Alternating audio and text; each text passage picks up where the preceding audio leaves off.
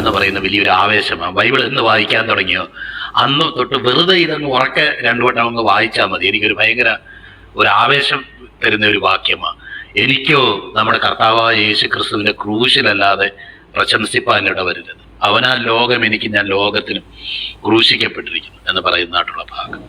അപ്പം അത് വരുന്ന ഒരു ഇംഗ്ലീഷ് ഗാനം ഞാൻ ഒരു സ്റ്റാൻസ മാത്രമേ പാടുന്നുള്ളൂ, സമയമില്ലാത്തത് കൊണ്ട്. പാട്ടുകാരൊക്കെ ചിലരൊക്കെ താഴെ ഇരിപ്പുണ്ട്, അവരോടുള്ള ക്ഷമാപണത്തോടെ പാടുക.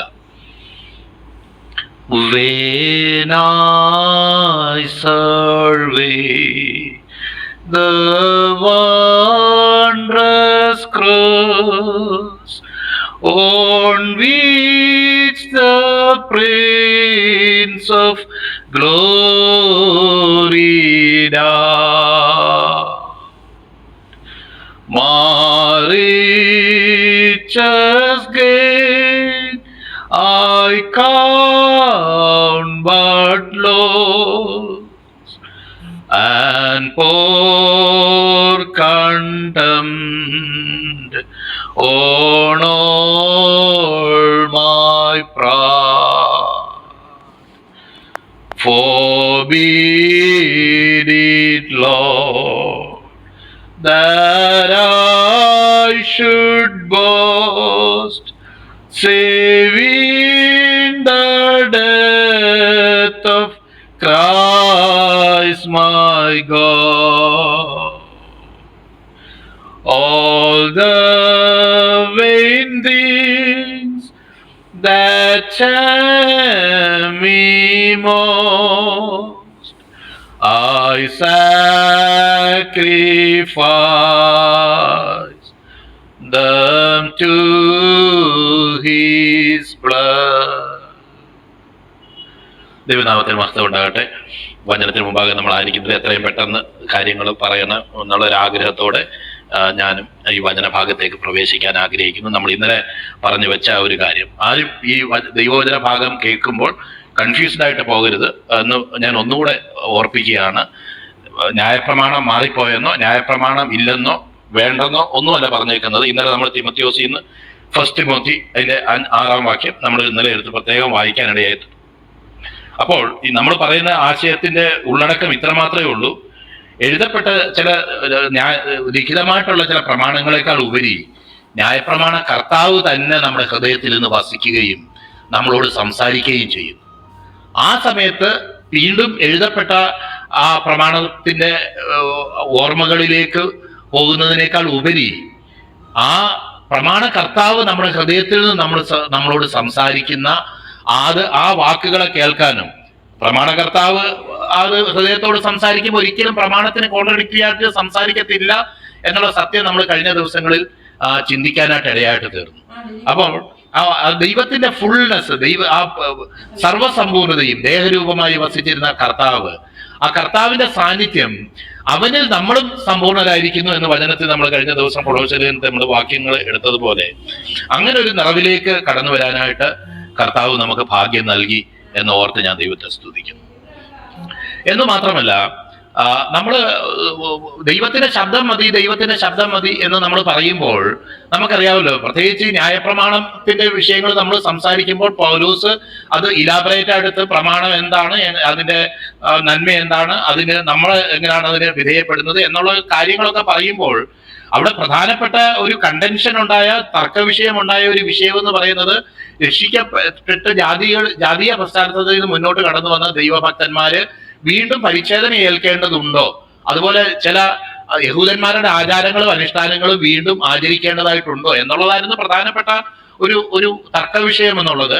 അല്ലാതെ ന്യായപ്രമാണത്തെ ചൊല്ലിയുള്ള നേരിട്ടുള്ള വിഷയങ്ങളല്ലായിരുന്നു. എന്നാൽ പൗലോസ് അത് വിവരിക്കുമ്പോൾ അതിന്റെ പശ്ചാത്തലവും അതിന്റെ ഗൗരവവും എന്താണെന്ന് നമ്മൾ മനസ്സിലാക്കാൻ വേണ്ടി പൗലോസ് അതിനെ മൊത്തമായിട്ട് എടുത്ത് വ്യാഖ്യാനിക്കുന്നതാണ് നമുക്ക് കാണാനായിട്ട് കഴിയുന്നത്. അതുകൊണ്ട് ആരെങ്കിലും ഭാരപ്പെടുകയാണ്, അയ്യോ ഇവരൊക്കെ ഈ പറയുന്നത് ന്യായപ്രമാണം പോയി ഇനി എങ്ങനെ വേണേലും ജീവിക്കാം എന്നുള്ള നിലയിലാണ് അവരൊക്കെ പറയുന്നത് എന്ന് ചിന്തിക്കുകയാണെങ്കിൽ അത് കേവലം ഒരു തെറ്റായ ഒരു ധാരണ. അങ്ങനെ ആരും ഇവിടെ പറഞ്ഞിട്ടില്ല, അങ്ങനെ ആരും ചിന്തിക്കുകയും ചെയ്യണ്ട. ന്യായപ്രമാണത്തിന് നമ്മൾ വിധേയരല്ലാതായി തീരുന്നത്, അല്ലെങ്കിൽ ന്യായപ്രമാണത്തിന് നമ്മുടെ ജീവിതത്തിൽ കർത്തൃത്വം ഇല്ലാതിരിക്കുന്ന അനുഭവം എന്താണെന്ന് വചനത്തിൽ നമ്മൾ ഇന്നലെ തന്നെ കാണാനായിട്ട് ഇടയായിട്ട് തീർന്നു. അതാണ് നമ്മൾ വായിക്കുന്നത്. ആത്മാവിനെ അനുസരിച്ച് നടപ്പീൻ, എന്നാൽ നിങ്ങൾ ന്യായപ്രമാണത്തിന് കീഴുള്ളവരല്ല എന്ന് 5-ാം അധ്യായം 18-ാം വാക്യത്തിൽ നമ്മൾ വായിച്ചു. തുടർന്ന് ആത്മാവിന്റെ ഫലം വായിക്കുമ്പോഴും അവിടെയും കാണുന്നുണ്ട് സന്തോഷം, സമാധാനം, ദീർഘക്ഷമ, സ്നേഹം, പരോപകാരം, ദയ, വിശ്വസ്തത, സൗമ്യത, ഇന്ദ്രിയജയം എന്നീ ഇത് പറഞ്ഞിട്ട് പറയും ഈ വകയ്ക്ക് വിരോധമായി ഒരു ന്യായപ്രമാണവുമില്ല. എന്തുകൊണ്ടാണ് നമ്മൾ ന്യായപ്രമാണത്തിനും ഉപരിയായിട്ട് നമ്മുടെ ജീവിതത്തിൽ ദൈവത്തിന്റെ പരിശുദ്ധാത്മാവിനാൽ ആ നീതി നിവർത്തിക്കപ്പെടുന്നത് കൊണ്ട്, കർത്താവ് തന്നെ നമ്മളിൽ ഇരിക്കുകയും നമ്മൾ നടത്തുകയും ചെയ്യുന്നത് കൊണ്ട് ന്യായപ്രമാണത്തിന് നീതി നിവർത്തിക്കപ്പെട്ടിട്ടാണ് നമ്മൾ പറയുന്നത് നമ്മളതിന് അധീനരല്ല എന്ന് പറയുന്നത്. അല്ലാതെ അനുസരിക്കാതെ നടക്കാനുള്ള ഫ്രീഡം അല്ല തന്നേക്കുന്നത് എന്നുള്ളത് നമ്മൾ പ്രത്യേകം അവിടെ നോട്ട് ചെയ്യേണ്ടതായിട്ടുള്ള കാര്യമാണ് എന്നുള്ളത് നമുക്ക് മനസ്സിലാക്കണം. ആത്മാവിന്റെ സ്വാതന്ത്ര്യത്തിലേക്ക് വരാത്ത ഒരു വ്യക്തി നിശ്ചയമായിട്ടും ഈ പ്രമാണത്തിന് കീഴ്പ്പെട്ട് തന്നെയാണ് ഇരിക്കുന്നത്. ആ പ്രമാണം അവന് ആവശ്യവുമാണ്. എന്നാൽ ആത്മാവിന്റെ സ്വാതന്ത്ര്യത്തിലേക്കും ന്യായപ്രമാണത്തിൽ എഴുതിയിരിക്കുന്നതിനേക്കാളും ഉന്നതമായ നിലയിൽ അത് നമ്മൾ വായിക്കുന്നുണ്ട്. മത്തായിയുടെ സുവിശേഷം 5, 6, 7 അധ്യായങ്ങളിൽ കർത്താവ് പല പ്രമാണങ്ങളെയും ഒന്നും കൂടെ അതിനെ അമെൻഡ് ചെയ്യാനായിട്ട്, അല്ലെങ്കിൽ ഒന്നുകൂടെ പരിഷ്കരിച്ച് പറയാനായിട്ട്, എന്താണ് അതിന്റെ അർത്ഥം, അമെൻഡ് ചെയ്യല്ല സത്യത്തിൽ ചെയ്തത്, ദൈവത്തിന്റെ ഹൃദയത്തിലുള്ള ആ പ്രമാണം നൽകിയത് കൊണ്ടുള്ള ഉദ്ദേശം എന്താണ്, കത്തിയെടുത്ത് കുത്തിക്കൊള്ളുന്നു കഴിയുമ്പോൾ മാത്രമല്ല കൊലപാതകമായി തീരുന്നത്. ആ നിലയിലുള്ള വികാരം മനസ്സിൽ ഉടലെടുക്കുമ്പോൾ തന്നെ ആ കൊലപാതകത്തിന് സമാനമായ ഒരു സമീപനവും ഒരു ചിന്തയും ഹൃദയത്തിൽ വന്നു കഴിഞ്ഞു. അത് തെറ്റാണ് എന്ന് കർത്താവ് വ്യക്തമാക്കി പറഞ്ഞത് നമുക്ക് കാണാനായിട്ട് കഴിയും. അപ്പൊ പരിശുദ്ധാത്മാവിനാൽ നടത്തപ്പെടുന്ന ഒരു വ്യക്തി ആ കത്തിയെടുത്ത് കുത്തുന്ന സമയത്തല്ല അത് കൊലപാതകവും തിരിച്ചറിയുന്നത്. അവന്റെ മനസ്സിന്റെ മൂലയ്ക്കെങ്ങാനും ഇതുപോലുള്ള ഒരു പ്രതികാര ചിന്തയോ അല്ലെങ്കിൽ വേറെ ഏതെങ്കിലും നിലയിലുള്ള പാപകരമായ ചിന്തകള് മൊട്ടിടുമ്പോൾ തന്നെ, അത് തുടങ്ങുമ്പോൾ തന്നെ പരിശുദ്ധാത്മാവിനാൽ പുതിയ നിയമത്തിന്റെ വെളിച്ചത്തിൽ ജീവിക്കുന്ന ഒരു വ്യക്തിക്ക് ആ ചിന്തയെ തിരിച്ചറിയാനും ആ ചിന്തയെ ആ മുളയിലെ നുള്ളിക്കളയാൻ തക്കവണ്ണം പരിശുദ്ധാത്മ ശക്തിയാൽ അവന് സാധിക്കണം എന്നുള്ളതാണ് ദൈവത്തിന്റെ വചനം നമ്മളോട് അടിവരയിട്ട് പറയുന്നതായിട്ടുള്ള കാര്യം. എന്ന് മാത്രമല്ല, ദൈവത്തിന്റെ വചനത്തിൽ പുതിയ നിയമത്തിൽ തന്നെ കൽപ്പനകളില്ല എന്ന് നമുക്ക് ചിന്തിക്കാനായിട്ട് കഴിയത്തില്ല. പുതിയ നിയമത്തിന്റെ വെളിച്ചത്തിൽ നമുക്ക് പല കൽപ്പനകളും നൽകിയിട്ടുണ്ട്. അതിന്റെ അർത്ഥം എന്താണ്? എല്ലാം കണ്ണുമടച്ച് ഓരോ ഇൻസ്റ്റൻസ് വരുമ്പോഴും കണ്ണടച്ച് പ്രാർത്ഥിച്ച് അന്നേരമുള്ള ദൈവഗീതം മനസ്സിലാക്കി പോകേണ്ടതല്ലേ വേണ്ടിയത്? പ്രമാണ കർത്താവ് ഉള്ളിലുണ്ടല്ലോ എന്ന് നമ്മൾ പറയും. അതല്ല അതിന്റെ അർത്ഥം. ചില കാര്യങ്ങളിൽ ഇപ്പൊ സഹോദരനെ സ്നേഹിക്കുക എന്നുള്ള ഒരു വിഷയത്തിൽ അതിവിടെ അന്നേരം ഇരുന്ന് ഡോക്ടർ ജോസ് ഇരിക്കും, ഞാൻ അദ്ദേഹത്തെ സ്നേഹിക്കണോ വേണ്ടയോ എന്ന് ഞാൻ അന്നേരം പ്രാർത്ഥിക്കേണ്ട ആവശ്യമില്ല. ഓൾറെഡി ദൈവത്തിന്റെ വചനത്തിൽ വെളിപ്പെടുത്തിയിട്ടുണ്ട്, സഹോദരനെ സ്നേഹിക്കാത്തവൻ കൊലപാതകനാകുന്നു. അപ്പോൾ നിശ്ചയമായിട്ടും ഒരിക്കലും മാറാത്ത ഇമ്മ്യൂട്ടബിൾ ആയിട്ടുള്ള ദൈവത്തിന്റെ ഹിതത്തെ പറ്റിയുള്ള വെളിപ്പാടുകൾ പുതിയ നിയമത്തിന്റെ വെളിച്ചത്തിൽ തന്നെ വചനത്തിൽ നൽകിയിട്ടുണ്ട്. അത് ഏത് ആത്മാവിന്റെ നടത്തിപ്പിന്റെ കീഴിലും നമുക്ക് മാറ്റാനായിട്ട് നമുക്ക് പറ്റുന്നതല്ല. അത് ഏത് നടത്തിപ്പുണ്ടെന്ന് പറഞ്ഞാലും ഈ പറയപ്പെട്ട സ്നേഹത്തിനോ കൂട്ടായ്മ ആചരിക്കുന്നത് ദൈവഹിതമാണ്. കൂട്ടായ്മ ആചരിക്കുന്നത് എപ്പോഴും ദൈവഹിതമാണ്. അതുപോലെ തന്നെ ഓരോരോ വിഷയങ്ങളിൽ നമുക്ക് കണ്ടാൽ പുതിയ നിയമത്തിൽ അടിസ്ഥാനപരമായിട്ട് നമ്മൾ ഇവിടെ തന്നെ വായിക്കുന്നുണ്ട്, അതിഥിസൽക്കാരം മറക്കരുത്, എബ്രായ ലേഖനത്തിൽ സഹായിക്കാനും കൂട്ടായ്മ കാണിക്കാനും മറക്കരുത്, ഈ വക യാഗത്തിലല്ലോ ദൈവം പ്രസാദിക്കുന്നത്. ഇതൊക്കെ വ്യക്തമായിട്ട് വെളിപ്പെടുത്തപ്പെട്ട കാര്യമാണ്. എന്നാൽ ഏത് സാഹചര്യത്തിൽ എങ്ങനെ ദൈവാത്മാവിന്റെ ഗൈഡൻസ് അനുസരിച്ച് അത് നമ്മൾ ചെയ്യണം എന്നുള്ളതും നമുക്ക് ദൈവവചനത്തിൽ നിന്ന് മനസ്സിലായിട്ടുള്ള കാര്യം. അതുകൊണ്ട് ഒരിക്കലും എഴുതപ്പെട്ട പ്രമാണത്തിന്റെ നിലവാരത്തിന് താഴെ പോയിട്ടല്ല, എഴുതപ്പെട്ട പ്രമാണത്തിന്റെ നിലവാരത്തിനേക്കാൾ ഉയർന്ന് ജീവിക്കുന്നതിലൂടെയാണ് ന്യായപ്രമാണത്തിന് നമ്മുടെ ജീവിതത്തിൽ അതല്ലെങ്കിൽ അതിന്റെ നിയന്ത്രണത്തിൽ നിന്ന് അധീനരല്ലല്ലോ എന്ന് പറഞ്ഞിരിക്കുന്ന അർത്ഥം എന്ന് ദയവായിട്ട് മനസ്സിലാക്കണം. ആരും അങ്ങനെ പ്രമാണം പോയി എന്ന് ഉത്കണ്ഠപ്പെടരുത് എന്ന് ഞാൻ അഭ്യർത്ഥിക്കുകയാണ്.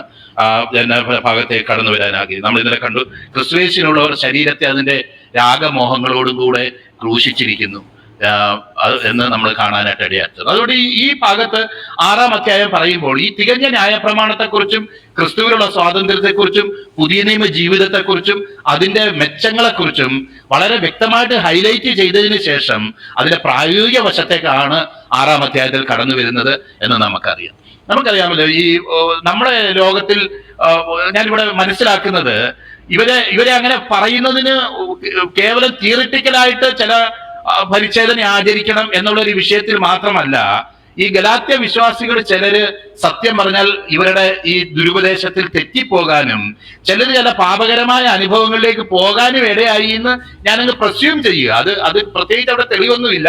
എന്നാൽ തന്നെ ഇതിന്റെ വരികൾക്കിടയിൽ ഞാനങ്ങ് വായിക്കാൻ ശ്രമിക്കുക. കാരണം ഒരു വ്യക്തി വിശ്വാസത്തിന്റെ കാഴ്ചപ്പാടിൽ നിന്നും കൃപയാൽ രക്ഷിക്കപ്പെട്ട പാപിയാണ് ഞാനെന്നുള്ള ആ കാഴ്ചപ്പാടിൽ നിന്ന് മാറിപ്പോയാൽ അവൻ ആ മുടിയമ്പുത്രന്റെ മൂത്ത ചേട്ടന്റെ അനുഭവത്തിലേക്ക് അവൻ എത്തിച്ചേരാനിടയായിത്തീരും. എപ്പോഴും അവൻ കൃപയിൽ നിന്ന് വീണു പോകുന്ന ഒരു അനുഭവത്തിൽ ആയിത്തീരാനിടയിൽ. ഞാൻ കഴിഞ്ഞ ദിവസം 2-3 വർഷം മുന്നേ ഞാൻ പ്രസംഗിച്ച ഒരു നോട്ട് ഞാൻ നോക്കുമായിരുന്നു ഗലാത്യയിലെഴുതുന്നത്. അപ്പൊ അതിൽ ഞാൻ അതിൽ തന്നെ എഴുതി വെച്ചേക്കുന്നത് ഞാൻ കണ്ടു, കൃപയാൽ രക്ഷിക്കപ്പെട്ട പാപിയെ മാത്രമേ പരിശുദ്ധാത്മാവ് വഴി നടത്തൂ എന്ന് ഞാൻ എഴുതി വെച്ചേക്കുന്നത്. പുതിയ നിയമത്തിന്റെ വെളിച്ചത്തിൽ ഞാൻ പറയുക, അല്ലാതെ പഴയ നിയമത്തിലോ മറ്റു ഭാഗങ്ങളോ ദൈവം നടത്തിയിട്ടില്ല എന്ന് പറയുകയല്ല. പുതിയ നിയമത്തിന്റെ ഉപദേശത്തിന്റെ വെളിച്ചത്തിൽ കൃപയാൽ രക്ഷിക്കപ്പെട്ട അർഹതയില്ലാത്ത ഒരു പാപിയാണ് ഞാൻ എന്ന് വിശ്വസിക്കുകയും അതേ കാഴ്ചപ്പാട് ജീവിതത്തിൽ ഉടനീളം പുലർത്തുന്ന ഒരു വ്യക്തിയെ മാത്രമേ ദൈവത്തിന് പരിശുദ്ധാത്മാവിന് വഴി നടത്താൻ കഴിയത്തുള്ളൂ. എന്ന് വെച്ച് പാപത്തിൽ തുടരുന്നവൻ എന്നുള്ള അർത്ഥത്തിലല്ല ഞാൻ പറയുന്നത്. ആ അർത്ഥത്തിലല്ല. ഞാൻ കൃപയാൽ രക്ഷിക്കപ്പെട്ട ഒരു പാപിയാണ്. എന്റെ അവസാനം വരെയും എന്റെ അഡ്രസ് അത് തന്നെയാണ്. കൃപയാൽ, നമ്മൾ ഒരു സഹോദരനെ കുറിച്ച് വായിക്കുന്നത് കൃപയാൽ വിശ്വംഭരൻ എന്ന് പറഞ്ഞ പോലെ, കൃപയാൽ ജയ്ദീപ്, കൃപയാൽ ജോസ്, അല്ലെങ്കിൽ കൃപയാൽ ബിജോ എന്ന് പറയാൻ തക്കവണ്ണം ഞാൻ ആകുന്നത് കൃപയാലാകുന്നു, എങ്കിലും എന്നോടുള്ള ദൈവകൃപ ഞാൻ വേസ്റ്റ് ആക്കിയില്ല എന്ന് പൗലോസ് പറയുന്നത് പോലെ, ഈ കൃപയാൽ രക്ഷിക്കപ്പെട്ട ഒരു പാപിക്ക് മാത്രമേ വേറൊരുത്തന്റെ വേദന മനസ്സിലാവത്തുള്ളൂ. പൗലോസ് പറയുന്നു, സുവിശേഷം അറിയിക്കുന്നില്ല എങ്കിൽ എനിക്ക് അയ്യോ കഷ്ടം എന്ന് പറയുന്നു. നമുക്കറിയാമല്ലോ, ചില മാനസിക വിഭ്രാന്തി പിടിച്ച ആൾക്കാരുടെ ചില അഭിനയങ്ങളൊക്കെ നമ്മൾ ചില ഇതിലൊക്കെ കണ്ടിട്ടുണ്ട്. അവരുടെ വിചാരം എന്താണെന്ന് വെച്ചാൽ അവർക്ക് എല്ലാം ഓക്കെയാ, ബാക്കിയുള്ളവർക്കൊക്കെയാണ് മാനസിക വിഭ്രാന്തി എന്ന് അവരൊരിക്കലും എപ്പോഴും പറയത്തുള്ളൂ.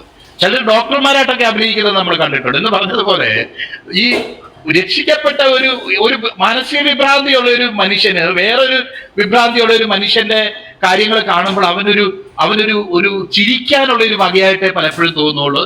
നമുക്കും അങ്ങനെയാണ് ആയിത്തീരുന്നത്. ഈ വ്യക്തിയോട് സിമ്പതൈസ് ചെയ്യാൻ ആർക്ക് കഴിയുന്നേ? ആ അനുഭവത്തിൽ ഏകദേശം ഞാൻ ആ അവസ്ഥയിലാണെങ്കിൽ, എന്റെ കുടുംബാംഗങ്ങളൊക്കെ ആ അവസ്ഥയിലാണെങ്കിൽ എന്റെ എന്തായിരിക്കും എന്നൊന്ന് ചിന്തിക്കുന്ന വ്യക്തിക്ക് മാത്രമേ ശരിയായിട്ടത് ഒരു സിമ്പതൈസ് ചെയ്യാനായിട്ട് പറ്റുള്ളൂ. എന്ന് പറഞ്ഞതുപോലെ രക്ഷിക്കപ്പെടാത്തവന്റെ ഒരു വേദന, അവന്റെ അനുഭവം എന്താണെന്ന് യഥാർത്ഥമായും കൃപയാൽ രക്ഷിക്കപ്പെട്ട ഒരു ദൈവവൈതലിന് മാത്രമേ അറിയത്തുള്ളൂ. അതുകൊണ്ടാണ് കർത്താവ് ദൂതന്മാർക്ക് പോലും ഈ സുവിശേഷീകരണം ഏൽപ്പിച്ചു കൊടുക്കാതെ കൃപയാൽ രക്ഷിക്കപ്പെട്ട പാപികളുടെ കയ്യിൽ ഈ സുവിശേഷീകരണം ഏൽപ്പിച്ചു. അവനറിയുന്നത്ര വേദന, അല്ലെങ്കിൽ അവന് മനസ്സിലാക്കാൻ കഴിയുന്ന ആ scope of understanding the difficulty of A Sinner, അത് വേറെ ആർക്കും ലോകത്തില്ല. കാരണം അവൻ ആ അവസ്ഥയിലായിരുന്നു.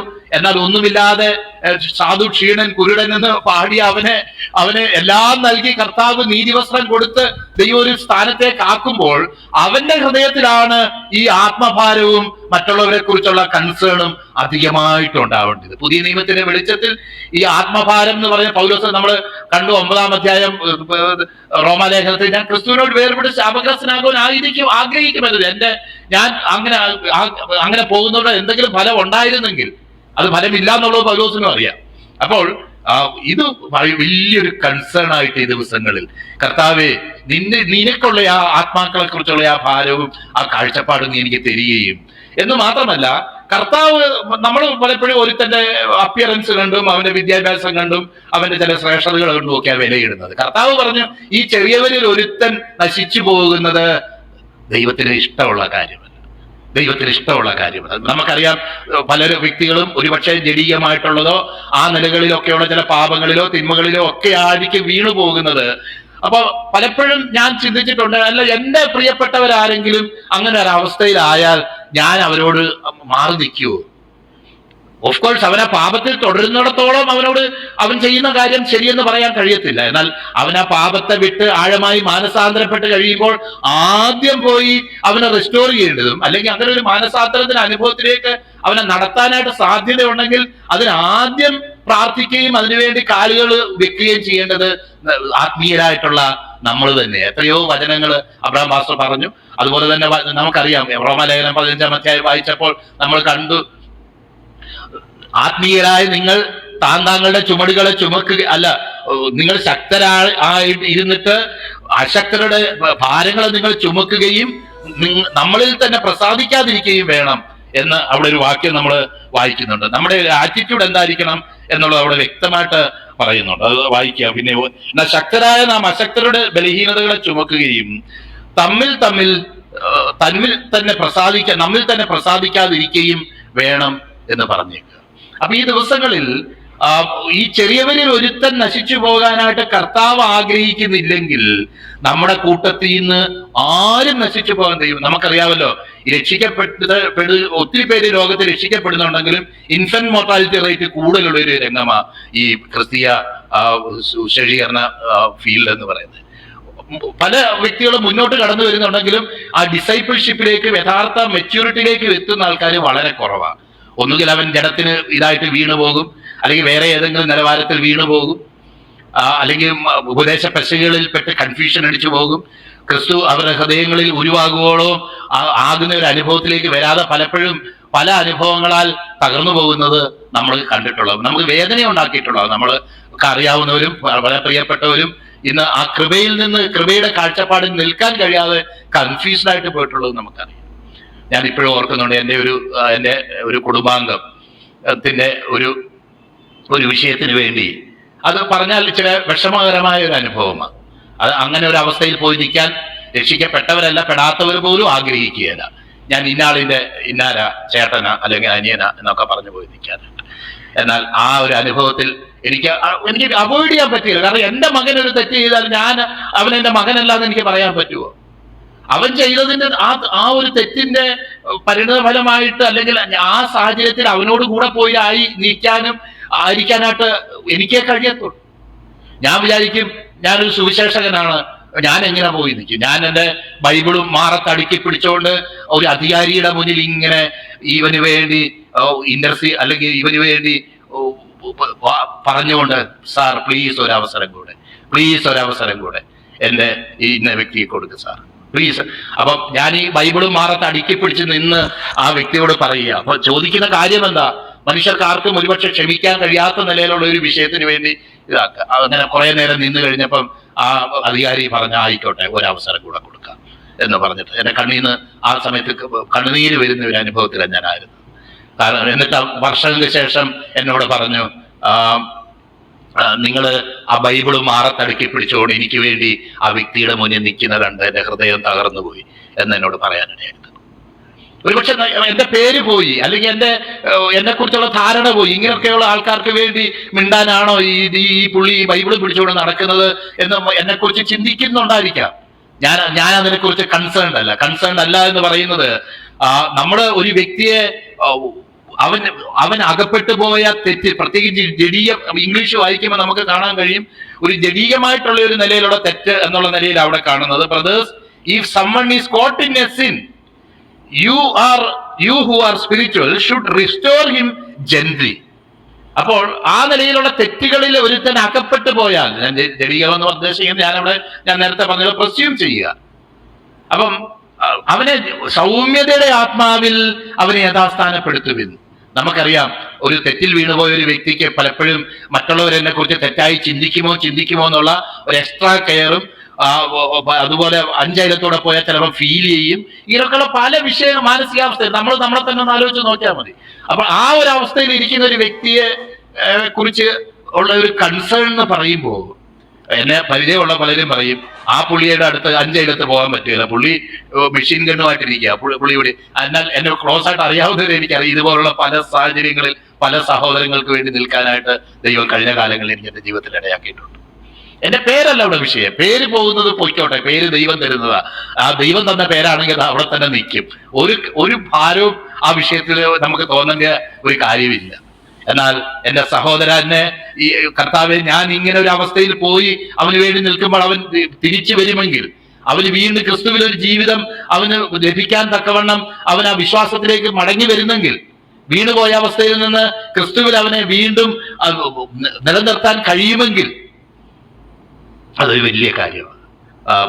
യാക്കോബ് ലേഖനത്തിലുള്ള ഇത് അബ്രഹാം പാസ്റ്റർ വായിച്ചു. നമുക്കറിയാം, പല വാക്യങ്ങൾ നമുക്ക് ചിന്തിക്കാനായിട്ട് കഴിയും. ഞാൻ ഇപ്പോഴും ഓർക്കുന്നുണ്ട്, ദൈവത്തിന്റെ വേലയ്ക്ക് വേണ്ടി ഞാൻ സെക്കൻഡ് ഇയർ എഞ്ചിനീയറിംഗ് പഠിച്ചുകൊണ്ടിരിക്കുമ്പം വിളിക്കുന്ന ഒരു വാക്യത്തിലൂടെ, ആ വാക്യം ഇങ്ങനെ എന്നോട് ഹൃദയത്തിൽ ഇടപെട്ടത് ഒരു ദിവസം. മോനെ, നിന്നെ കൊയ്ത്തിന് വിളിക്കുവല്ല, ഇപ്പം വീണുപോയ മണികളുണ്ട് ഇതുപോലെ, ഇതിനെ പെറുക്കാനാണ് നിന്നെ വിളിക്കുന്നത്. എപ്പോഴും ഞാൻ എൻ്റെ ഹൃദയത്തിൽ ഞാൻ ഓർക്കാറുണ്ട്. നീ കൊയ്യൊന്നും വേണ്ട, നീ കാലാ പെറുക്കിയാൽ മതി. ഞാൻ കുറെ നാള് കാല എന്നും പറഞ്ഞൊരു ഒരു ചെറിയൊരു ലെറ്റർ ഞാൻ പബ്ലിഷ് ചെയ്യുവാൻ, ആ കണ്ടംപററി ആയിട്ട് ദൈവം എന്നോട് സംസാരിച്ചുകൊണ്ടിരിക്കുന്ന പല മെസ്സേജുകളൊക്കെ ഉൾക്കൊള്ളിച്ചുകൊണ്ട് ഒരു ചെറിയ ലെറ്റർ, അത് അധികമൊന്നും പബ്ലിഷ് ചെയ്തില്ല. എന്നാലും ഈ കാല എനിക്ക് വലിയ ഇഷ്ടപ്പെട്ട ഒരു കാര്യമാണ്. കാരണം നമുക്ക് പ്രവാചക പുസ്തകങ്ങളിൽ വായിക്കുന്നു, പ്രവാചക നീ പോയി വേറെ യഹൂദായിൽ പോയി നീ, അല്ലെങ്കിൽ വേറെ ചില സ്ഥലത്ത് പോയി നീ പ്രവചിച്ച് എങ്ങനെയെങ്കിലും നിന്റെ ജീവസന്ധാരണം ചെയ്യാൻ നോക്ക് എന്ന് പറയുമ്പോൾ പ്രവാചകൻ തിരിച്ചു പറയുന്നത്, ഞാൻ പ്രവാചകനുമല്ല, പ്രവാചക ശിഷ്യനുമല്ല, കാട്ടത്തിപ്പഴം പെറുക്കുന്നവനും കാലാ പെറുക്കുന്നവനും അത്രേ എന്നുള്ള വാക്യം എനിക്ക് എപ്പോഴും ആവേശം തരുന്ന ഒരു വാക്യമാണ്. അപ്പോൾ ഞാൻ പറയാൻ ആഗ്രഹിക്കുന്ന വിഷയം, ഇന്ന് കൊയ്യാനായിട്ടും ഒക്കെ ഒത്തിരി പേരുണ്ട്. എന്നാൽ ഈ അവിടെ ഇവിടെ വീണു പോകുന്ന ഈ മണികളെ പെറുക്കിയെടുക്കാനായിട്ട് സൂക്ഷിച്ചോ, അത് ഒരുപക്ഷെ അനാഥരും വിധവയ്ക്കും ഒക്കെ വെച്ചേക്കുന്നതായിരിക്കും. അതും ഒരു ശുശ്രൂഷ തന്നെ. ഈ വീണു പോയിട്ടുള്ള ഒത്തിരി പേരെ മടക്കി കൊണ്ടുവരാനുള്ള ഒരു ഭാരം. കർത്താവെ, ഒരുപക്ഷെ 1 or 2 വിസിറ്റ് കൊണ്ട് പറ്റത്തില്ല. നമുക്കറിയാം, ഒരു വ്യക്തിയെ സുവിശേഷത്തിലേക്ക് കൊണ്ടുവരുന്നതിനേക്കാളും വിഷമകരമായ ഒരു അനുഭവമാണ് പിന്മാറിപ്പോയ ഒരുത്തനെ മടക്കിക്കൊണ്ടുവരിക എന്ന് പറയുന്നത്. അത് പലപ്പോഴും പുറംകാലുകൊണ്ട് തൊഴി തന്നെ തരും പല അവസരങ്ങളിലും എന്നുള്ളതും നമുക്കറിയാം. ഞാൻ പറഞ്ഞു പോവുക. അപ്പോൾ എന്നാൽ ഇതൊരു വലിയൊരു കൺസേൺ ഉള്ള ഒരു കാര്യമാണെന്ന് ഈ പകൽക്കാലം ഞാൻ ദൈവസന്നിധിയില് എന്നെ തന്നെയും നമ്മളെയൊക്കെ ഓർപ്പിക്കാനായിട്ട് ഞാൻ ഈ അവസരം ഉപയോഗിക്കാം. ഒരുത്തൻ വല്ല തെറ്റിലും അകപ്പെട്ടു പോയെങ്കിൽ ആത്മീയരായ നിങ്ങൾ അങ്ങനെയുള്ളവനെ സൗമ്യതയുടെ ആത്മാവിൽ യഥാസ്ഥാനപ്പെടുത്തുകയും, എന്നിട്ട് നീയും പരീക്ഷയിൽ വീണു പോകാതിരിക്കാൻ സൂക്ഷിച്ചു കൊള്ളുക. എനിക്ക് എപ്പോഴും ഈ കിണറ്റിൽ വീണ ഒരാളെ വള്ളിയിട്ടിട്ട് കയറ്റുന്നത് എനിക്ക് എപ്പോഴും ഓർമ്മ വരുന്നത്. കിണറിന്റെ പക്കത്ത് ഇടിയുന്ന മണ്ടയിലാണ് നമ്മൾ നിൽക്കുന്നെങ്കിൽ നമ്മളും അതിൻ്റെ ഉള്ളിലോട്ട് വീഴും, അവന്റെ ഭാരം കൂടി കയറി വരുമ്പോൾ. അപ്പൊ സേഫായിട്ട് നിന്നുകൊണ്ട്, നമുക്കറിയാം പല വ്യക്തികളെയും മാനസാന്തരപ്പെടുത്താനായിട്ട് വേശ്യാലയങ്ങളിലും മറ്റു പല സ്ഥലങ്ങളിലും പോയിട്ടുള്ള ചില ഭക്തന്മാരുടെയൊക്കെ കഥ അറിയാം. ദൈവം ഒരിക്കൽ പറഞ്ഞപ്പം അതൊരു അത്ഭുതം സംഭവിച്ചു, അത് പതിവാക്കി കഴിഞ്ഞപ്പോൾ അവർ അവിടെ തന്നെ ആയിത്തീർന്ന കഥകൾ നമുക്കറിയാം. അപ്പോൾ ഈ വൈറസ് ഇൻഫെക്ഷൻ നടക്കുന്നെന്ന് അറിഞ്ഞുകൊണ്ട് നമ്മുടെ സ്ഥിരത വിട്ട് വീണു പോകാതിരിക്കാനായിട്ട് നമ്മൾ ശ്രമിക്കുകയും വേണം. അതേസമയം നമ്മൾ സഹോദരങ്ങളെ കുറിച്ച് കൺസേൺഡ് ആയിട്ട് ഇരിക്കുകയും വേണം. കാരണം മരിക്കുന്നത് വരെ ഒരു പിന്മാറിപ്പോയ സഹോദരന് മടങ്ങി വരാനുള്ള അവസരമുണ്ട്. ഞാൻ ഓർക്കുന്നുണ്ട്, ഒരിക്കലും ഒരു പിന്മാറ്റത്തിൽ പോയ ഒരു പുള്ളിയെ പോയി ഒത്തിരി പറഞ്ഞിട്ട് ഇതായില്ല. അവസാനം ഞാൻ എബ്രായ ലേഖനം 6-ാം അധ്യായവും 10-ാം അധ്യായവും ഒക്കെ വായിച്ച് ഞാൻ സങ്കടപ്പെട്ടിരിക്കുമ്പം കർത്താവിന്റെ ആത്മാവിനോട് പറഞ്ഞു, ഇല്ല അവന് വേണ്ടി പ്രാർത്ഥിക്കും, ഇല്ല ഞാൻ കർത്താവിനോട് പ്രൂഫ് പറഞ്ഞു, കർത്താവ് എബ്രായ ലേഖനം 6-ലും 10-ലും പറയുന്ന പോലെ അവൻ ചെയ്തേക്കുന്നത്, അവൻ എങ്ങനെ മാനസാന്തരപ്പെടും? ദൈവത്തിന്റെ ആത്മാവിനോട് പറഞ്ഞു, പിന്നെ അവന് വേണ്ടി പ്രാർത്ഥിക്ക്. കാരണം നമുക്ക് മെനക്കെടാതിരിക്കാനായിട്ട് ഊന്നുവടിയായിട്ട് ചില വാക്യങ്ങൾ ചിലപ്പോഴുണ്ടല്ലോ. ഞാൻ വാക്യങ്ങളുടെ ഇത് പറയുകയല്ല, നമ്മുടെ മടിക്ക് പലപ്പോഴും അതിനെ ഇതാക്കി അല്ലെങ്കിൽ നമ്മുടെ വ്യക്തിത്വത്തെ അപമാനിക്കുന്ന നിലയിലേക്ക് അവർ സംസാരിക്കുകയോ ഇടപെടുകയോ ചെയ്യുമ്പം അതിനേക്കാൾ താണു പോകാനായിട്ട് നമ്മൾ ഒരിക്കലും ആഗ്രഹിക്കില്ല. ഞാനും ആഗ്രഹിക്കുക. 2-3 വട്ടം പോയി, അവന് മൈൻഡ് ചെയ്തില്ല, എന്നാ അവന്റെ വഴിക്ക് പോട്ടെ എന്നുള്ളൊരു മറ്റൊരു നമ്മൾ പോകുന്ന ഒരു അനുഭവം നമുക്കറിയാം. അപ്പോൾ എന്നിട്ടാ പറഞ്ഞത്, തമ്മിൽ ഭാരങ്ങളെ ചുമപ്പീൻ, ഇങ്ങനെ ക്രിസ്തുവിന്റെ ന്യായ പ്രമാണം.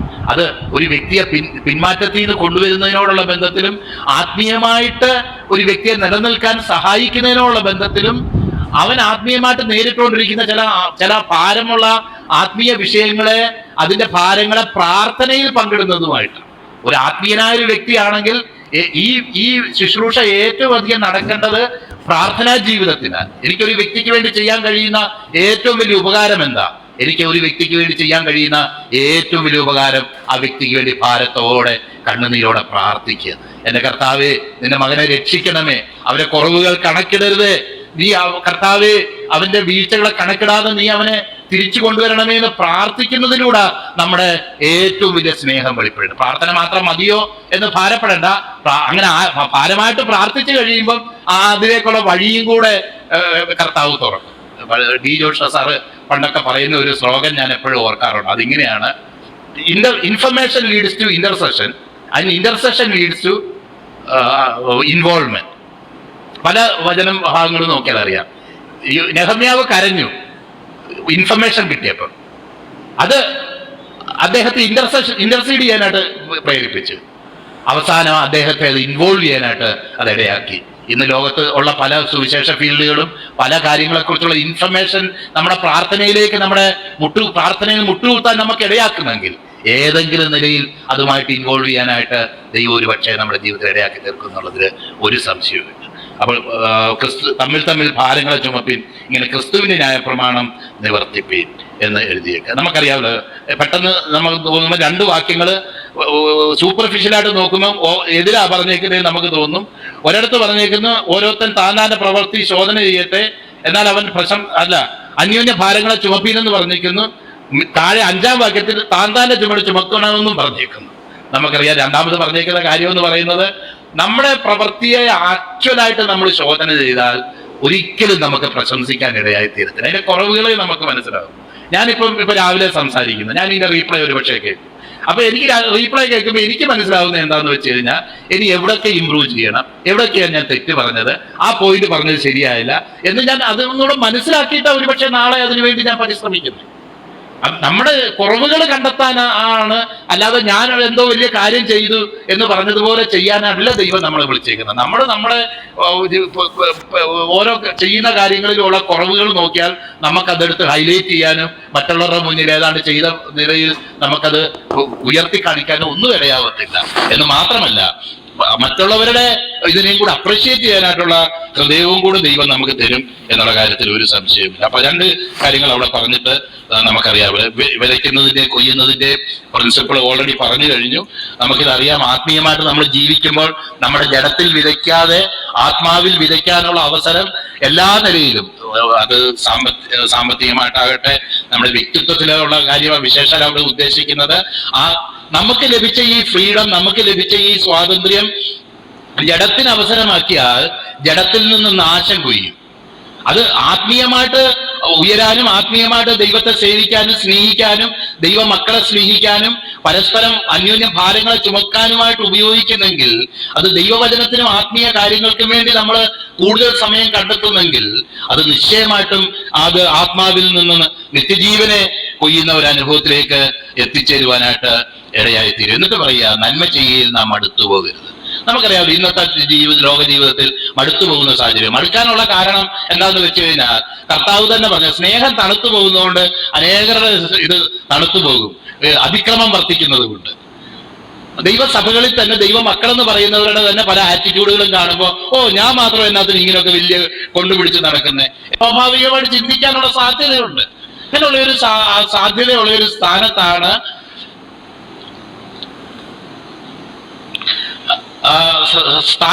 പറഞ്ഞേക്കുന്നത്.